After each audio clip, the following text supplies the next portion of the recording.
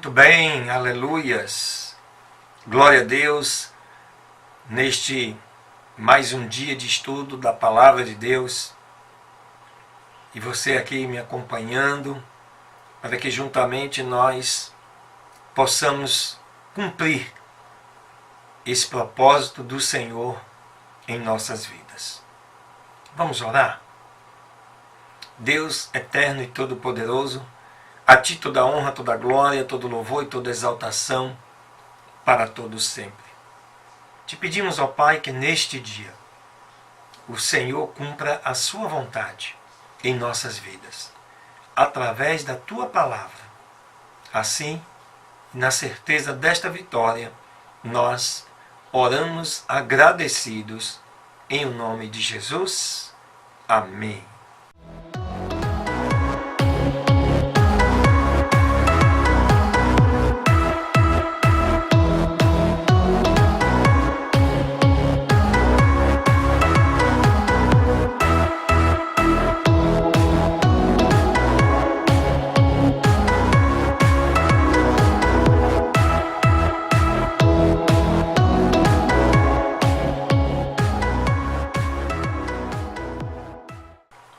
Muito bem, estamos aí então iniciando a primeira leitura desse 25º dia de estudos da Palavra de Deus e dando continuidade no estudo do livro de Marcos.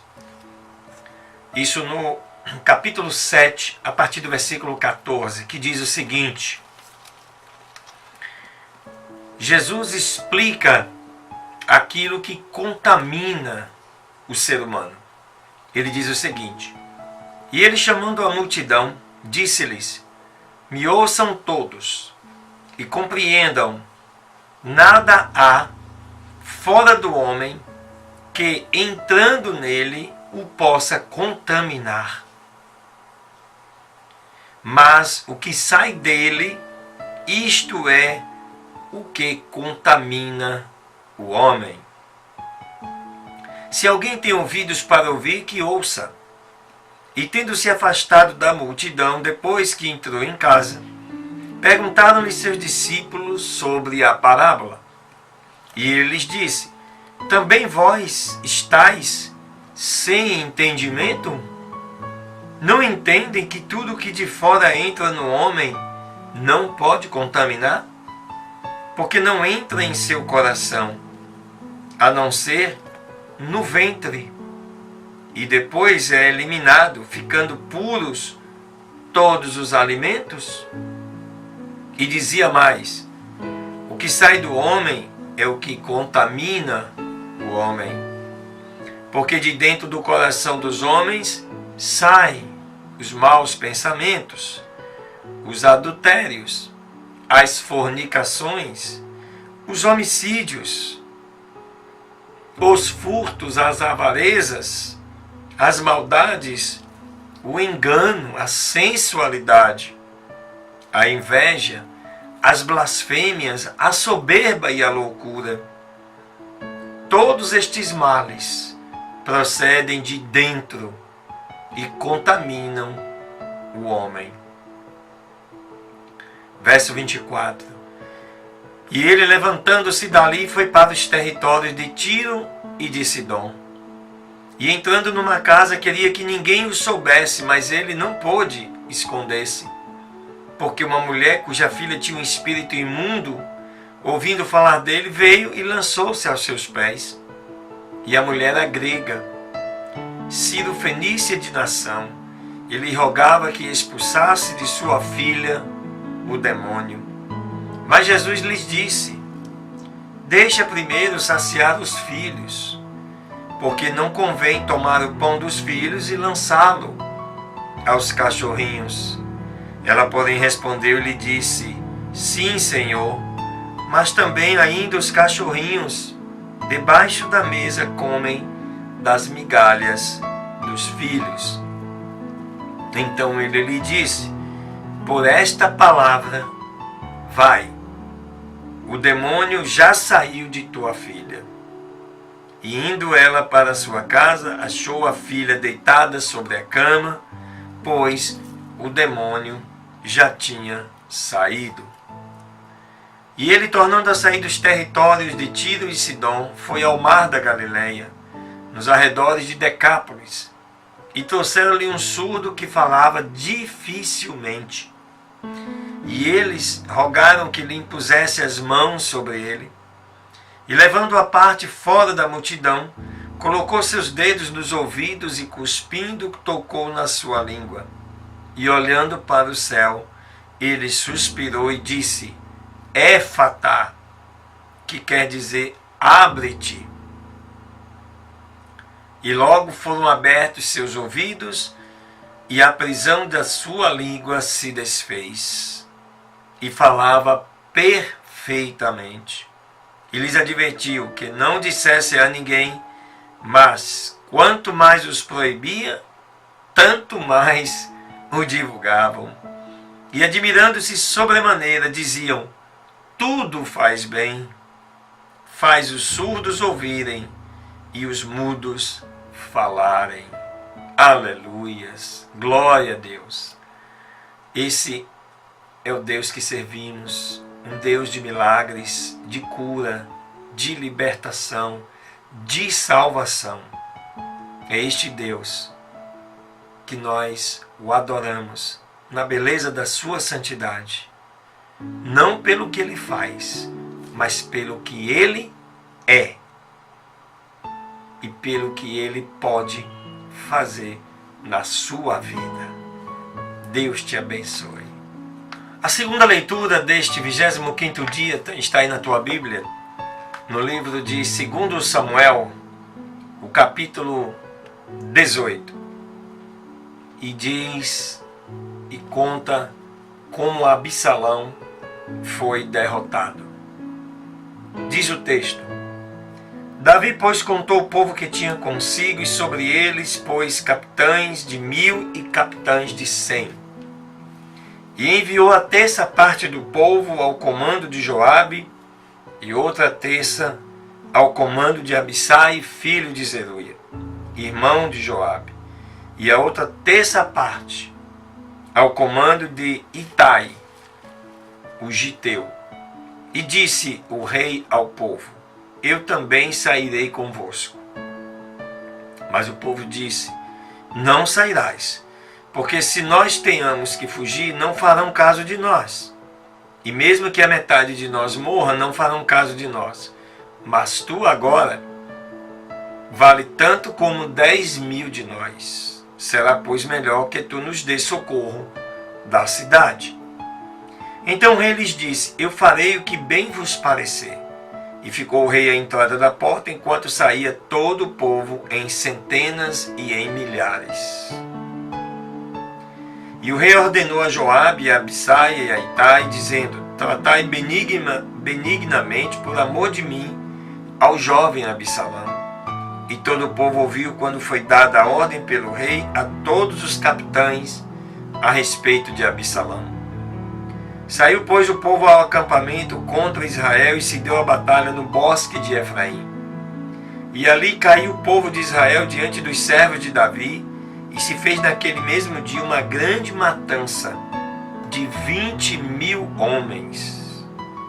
E derramou-se ali a batalha pela face de toda aquela terra, e foram mais os que o bosque consumiu dos do povo, do que os que consumiu a espada naquele dia.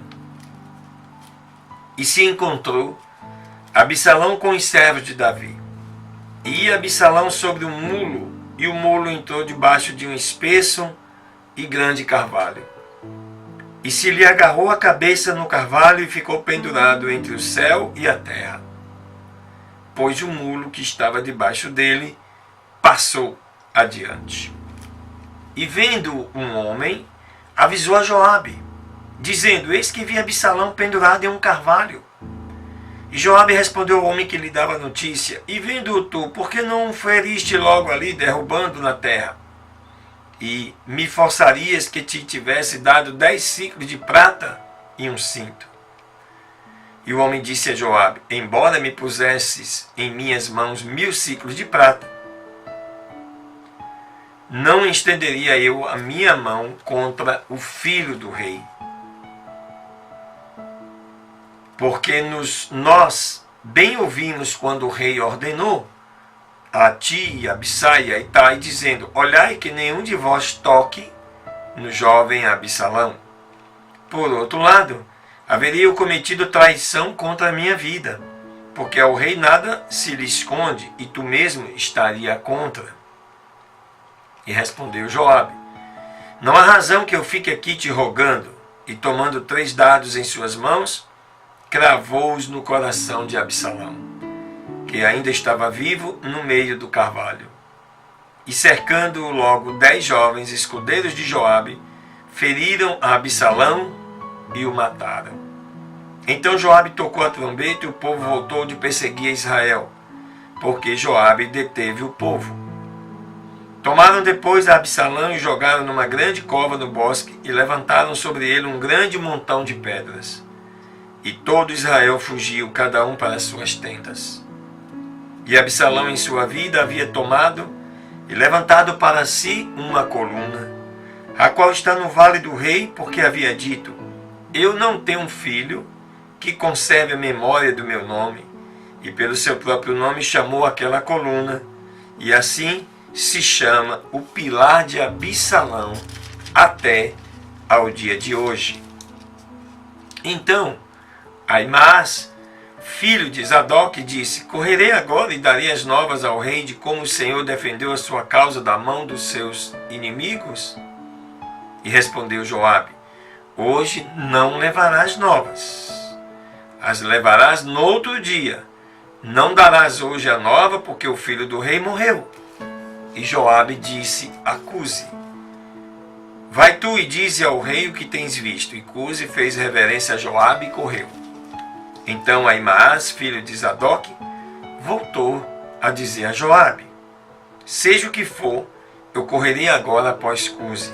E Joabe disse: meu filho, para que correrias tu agora, pois não acharás prêmio pelas novas?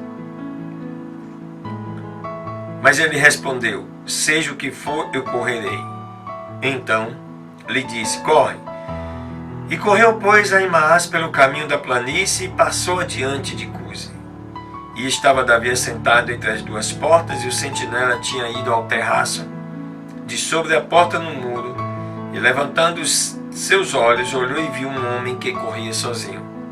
E o sentinela logo gritou, e o fez saber ao rei. E o rei disse: se vier sozinho, traz boas novas. E ele vinha se aproximando. E viu então o sentinela outro homem que corria, e gritou o sentinela ao porteiro, dizendo: eis que vem outro homem que corre sozinho. E o rei disse: este também é mensageiro. E o sentinela voltou a dizer: parece-me o correr do primeiro, como o correr de Ahimaás, filho de Zadok. E respondeu o rei: esse é homem de bem e vem com boas novas. Então Ahimaás disse em alta voz ao rei: paz. E se inclinou na terra diante do rei e disse: bendito seja o Senhor teu Deus, que entregou os homens que tinham levantado as suas mãos contra o rei meu senhor. E o rei disse então: o jovem Absalão está em paz? E Ahimaás respondeu: vi eu um grande alvoroço quando enviou Joabe, o servo do rei, e a mim teu servo, mas não sei o que era.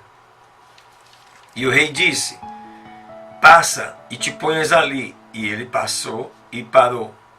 E logo viu Cusi e disse: receba a boa nova, meu senhor rei, que hoje o Senhor defendeu a tua causa da mão de todos os que se levantaram contra ti. E o rei então disse a Cusi: o jovem Absalão está em paz? E Cusi respondeu: sejam como aquele jovem todos os inimigos do rei seu senhor, e todos os que se levantam contra ti para o mal.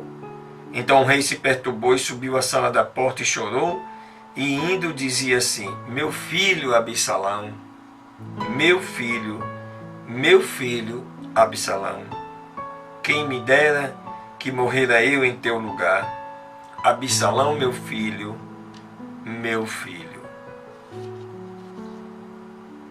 uma das grandes perdas de Davi, a morte do seu filho Absalão. Independente do que ele tenha feito contra o seu pai, Davi o amava e chorou amargamente pela morte do seu filho Absalão. Glória a Deus. Aleluia. A terceira leitura deste 25º dia está aí no livro de Daniel, no capítulo 11, a partir do versículo 21, que diz o seguinte: E se levantará em seu lugar um homem vil, ao qual não darão a honra do reino. Virá, porém, com paz, e tomará o reino com adulações. E com os braços de inundação serão alagados diante dele, e eles serão quebrantados, como também o príncipe da aliança. E depois que foi feita aliança com ele, atuará com engano e subirá e ganhará o poder, com pouca gente. Estando na província em paz e em abundância, entrará e fará o que não fizeram seus pais, nem os pais de seus pais. Ele os recompensará com sangue, despojos e riquezas, enquanto projeta tramas contra as fortalezas, e isto por certo tempo. E despertará suas forças e o seu coração contra o rei do sul com grande exército. E o rei do sul se empenhará na guerra com um grande e muito poderoso exército, mas não prevalecerá, porque lhe farão traição.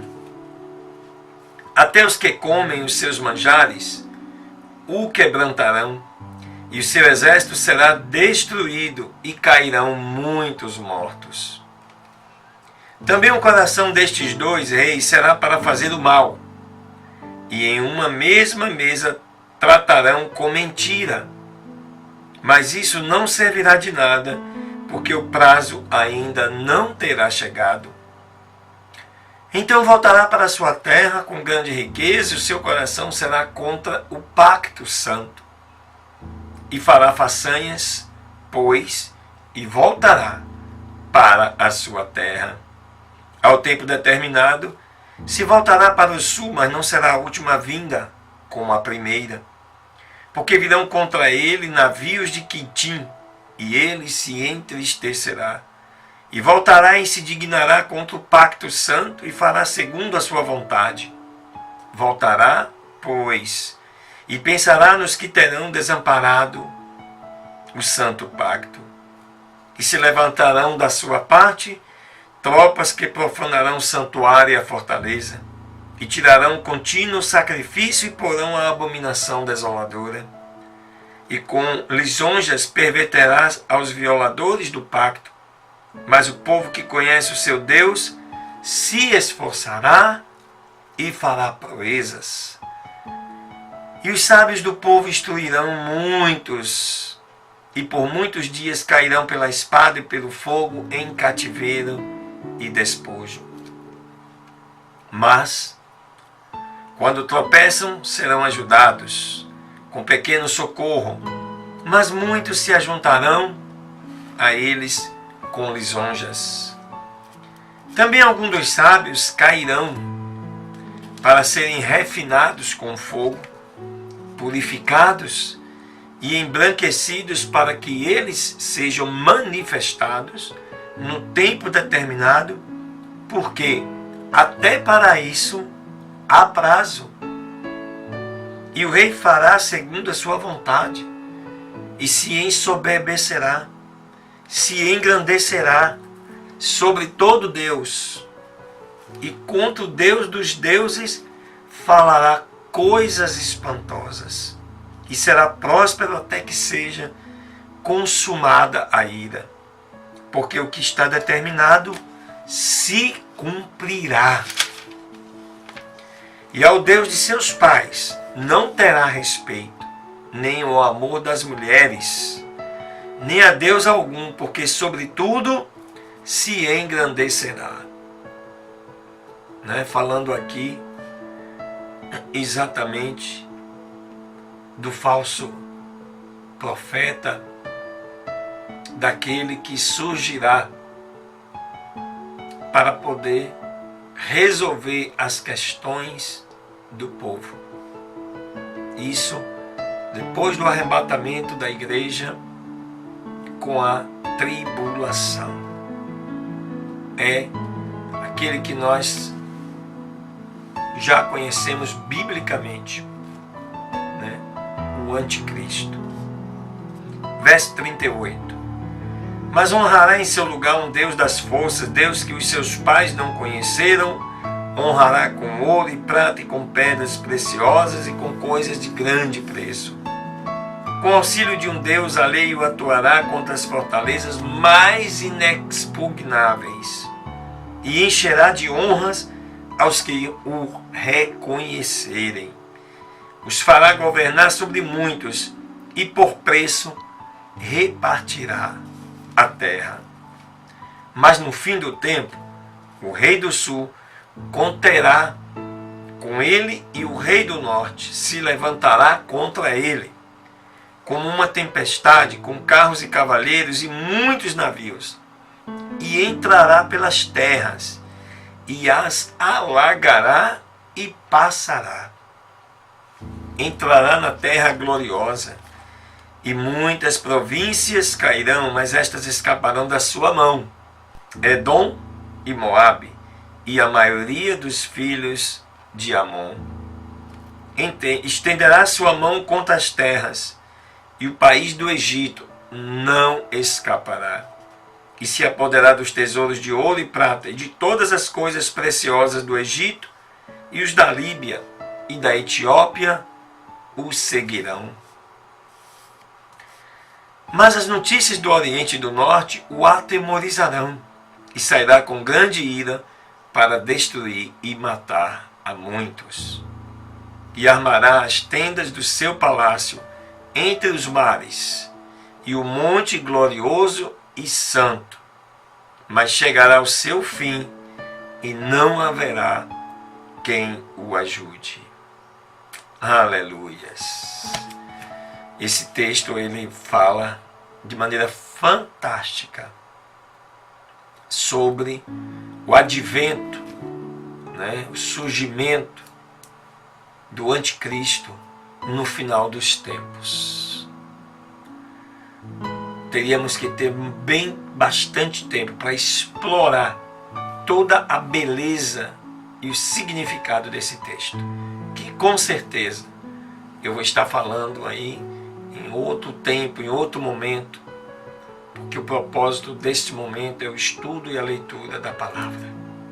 Não há como nos pararmos aqui, determos a todos os detalhes, porque aí isso ultrapassaria, né, o limite do propósito do qual estamos estabelecendo.